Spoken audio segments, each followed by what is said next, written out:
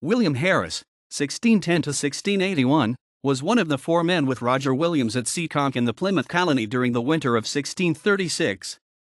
He then joined Williams and several families in establishing the settlement of Providence Plantations, which became a part of the colony of Rhode Island in Providence Plantations. He became one of the 12 original proprietors of Providence, and one of the 12 original members of the First Baptist Church in America, and he appears prominently in the early records of the settlement. Harris had a very keen mind for business, and he knew legal methods and principles better than any other man in Providence. He also had very liberal views concerning freedom of conscience, which put him in deep conflict with Williams. Williams was president of the colony in 1657, and he issued a warrant for Harris's arrest with the charge of high treason against the Commonwealth of England. At the ensuing trial, the court decided that the matter must be sent to England for resolution, with Harris being placed under bond. Ultimately, the ruling was in his favor.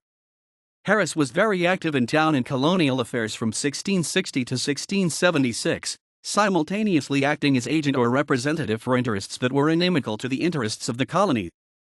He became an agent on behalf of the Pawtuxet settlers in some complex land disputes, and made several trips to England on their behalf. He was successful in winning his cases, but the results were never realized, and disputes continued following his death.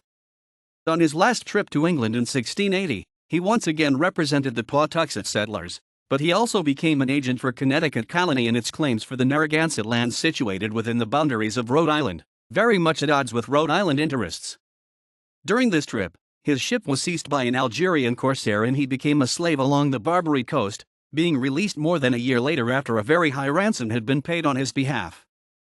He then made his way back to London, where he died 3 days after his arrival.